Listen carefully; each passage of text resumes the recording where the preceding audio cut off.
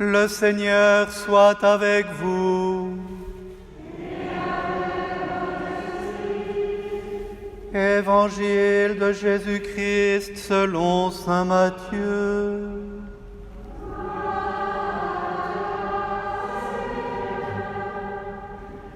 En ce temps-là, Jésus disait à ses apôtres : « Celui qui aime son père ou sa mère plus que moi n'est pas digne de moi.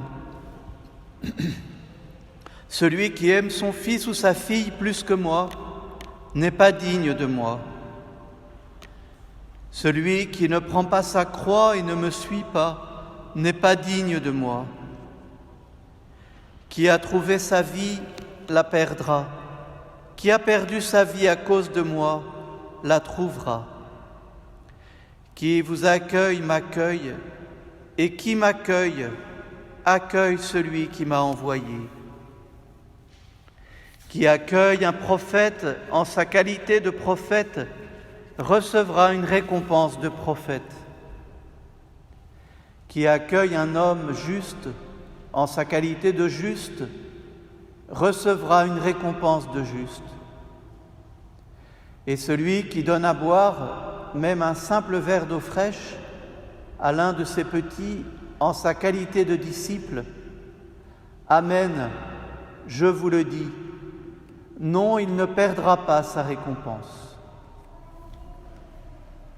Acclamons la parole de Dieu.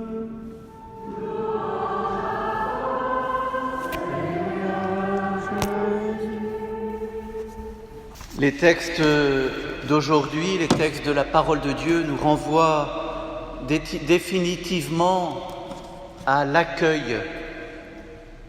En lisant surtout le récit du livre des rois avec Élisée, j'ai repensé à une expérience que j'avais chaque lundi quand j'étais curé en Amazonie, au Brésil. Et tous les lundis, ou plutôt parfois le dimanche soir, je m'évadais de la paroisse, faire 3/4 d'heure de route et loger chez des paroissiens dans un petit cabanon, comme on dit en Provence, avec un lit, une table, une chaise, une lampe et puis un ventilateur pour faire partir les moustiques et se rafraîchir un peu.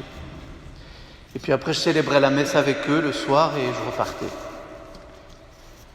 Et je vous partage ça parce que ça m'a un petit peu amusé. Hier, justement, des photos de ce temps passé là-bas sont apparues sur mon téléphone. Vous savez, on est très surveillés sur nos téléphones, donc tout d'un coup, vous avez des petits montages qui se créent avec des photos qui sont dessus. Bon, je n'ai rien touché, mais je me suis dit, tiens, c'est un petit signe. Et c'était un bon moment de ressourcement, de repos, de se retrouver et d'être accueillis par ces gens. Et on voit, nous avons entendu dans la première lecture, la manière dont les habitants de Sunam, le mari et sa femme, ont accueilli le prophète Élisée.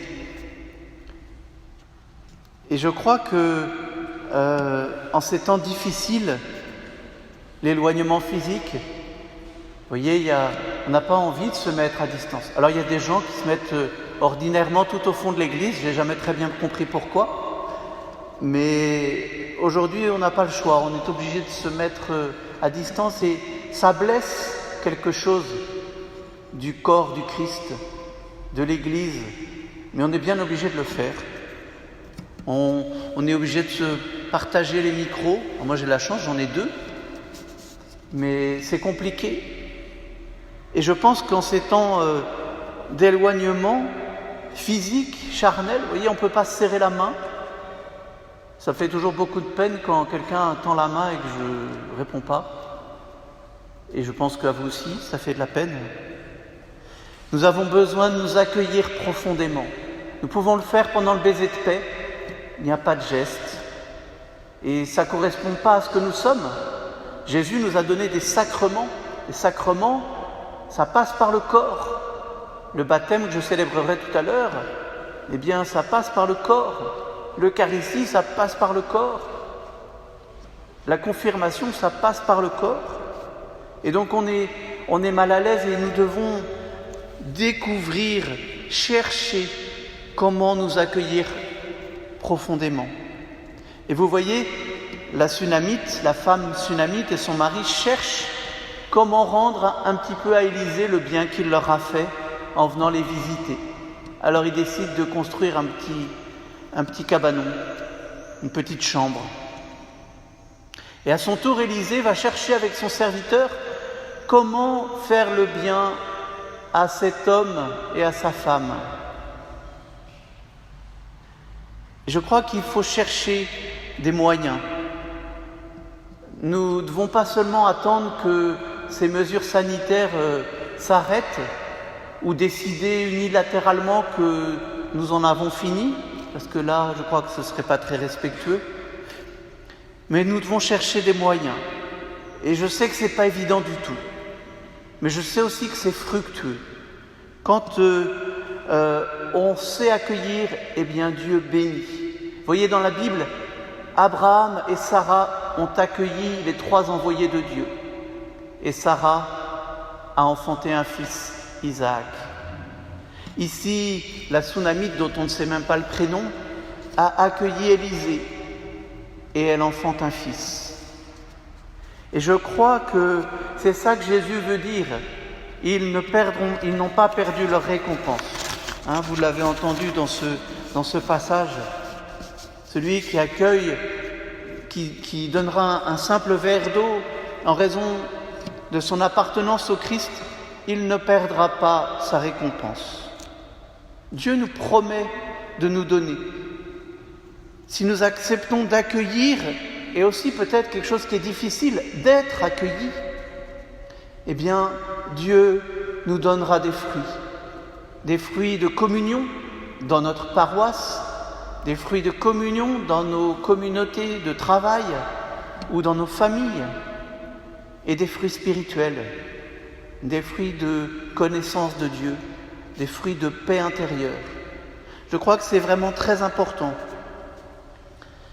Et j'insiste sur le fait d'accepter d'être accueilli. Je reviens à mon expérience brésilienne. On faisait chaque semaine des petites tournées pour aller voir les communautés les plus lointaines et puis célébrer la messe.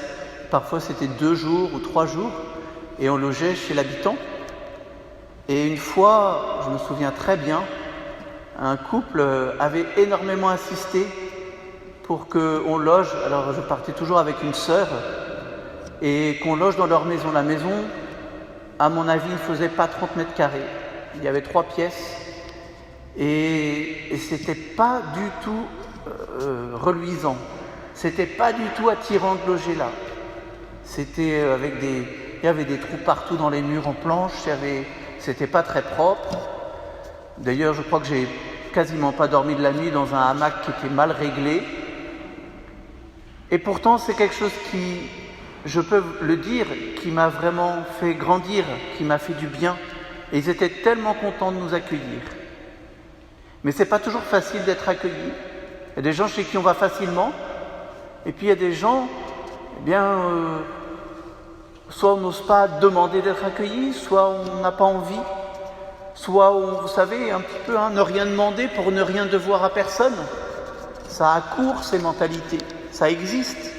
C'est tellement pas chrétien, mais ça existe.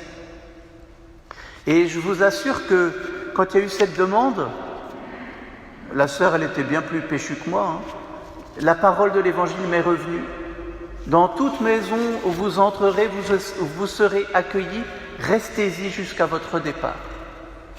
Pour moi, c'était vraiment une certitude qu'il fallait s'arrêter là. Et alors, il y aura forcément une fécondité. Et je pense que nous ne devons pas perdre de temps en pensant à ce qui pourra se passer après, mais dès aujourd'hui, nous mettre résolument en recherche pour vivre cet accueil. Et chacun d'entre nous, que nous soyons adolescents, que nous soyons adultes, que nous soyons déjà âgés, nous pouvons trouver des moyens, lesquels je suis incapable de vous le dire, mais nous pouvons en trouver. Et je crois qu'il y a quelque chose là de très beau. Encore une petite histoire. Quand j'étais au Mexique, et en 2000, est sorti un film qu'on avait regardé en communauté. Un film américain, vous savez, avec leur style. C'était l'histoire d'un petit garçon de 12 ans qui, à la suite d'une invitation de son professeur, entreprend de rendre service gratuitement pour que les autres, à leur tour, se mettent au service et rendent des services gratuits. Ça s'appelle en anglais « paid forward ». C'est pour ceux qui parlent l'anglais. Ça veut dire payer d'avance. Alors évidemment, en français, on a traduit avec un titre vaseux « Un monde meilleur ». On est champion du monde pour ça, pour les titres vaseux de films. Évidemment, c'est un film que personne n'aura envie de voir. En espagnol, il l'avait traduit, c'est comme ça que je l'avais vu, « chaîne de faveur ». Parce que c'est vrai, quand on rend service, on aide d'autres à rendre service. En tout cas, c'est bien plus intelligent comme traduction. Tout ça pour dire que accueillir les autres et accepter d'être accueilli, ça porte des fruits. Et je crois que c'est notre urgence aujourd'hui. Voilà, c'est ce que je demande au Seigneur pour moi, parce que c'est pas gagné. Je sais pas vous, mais quand ça sonne à la porte, j'ai pas forcément un élan de joie pour descendre et pour aller ouvrir la porte, surtout quand c'est un routard ou deux routards et qu'il faut leur préparer à manger, qu'on a déjà eu toute la journée. Je n'ai pas forcément cet élan d'émotion et de joie parfaite. Et on est tous un peu comme ça. Et pourtant, je crois que c'est peut-être la première chose que nous avons à vivre aujourd'hui dans ce monde bizarre, dans ce climat bizarre, d'accueillir et d'être accueillis. Je crois que ça nous aidera à redécouvrir l'Église dans sa dimension maternelle. Et il y a une phrase de l'Évangile qui me parle beaucoup. « Qui est ma mère ? Qui sont mes frères ?» dit Jésus. Ce sont ceux qui écoutent la parole de Dieu, qui la mettent en pratique. C'est bien ce que Marie a fait. Elle a accueilli la parole de Dieu et elle est allée tout de suite voir Élisabeth, sa cousine. Et elle s'est laissée accueillir par les paroles d'Élisabeth. Alors peut-être demandons cela pour chacun d'entre nous et pour tous ceux qui sont tentés par le repli sur eux.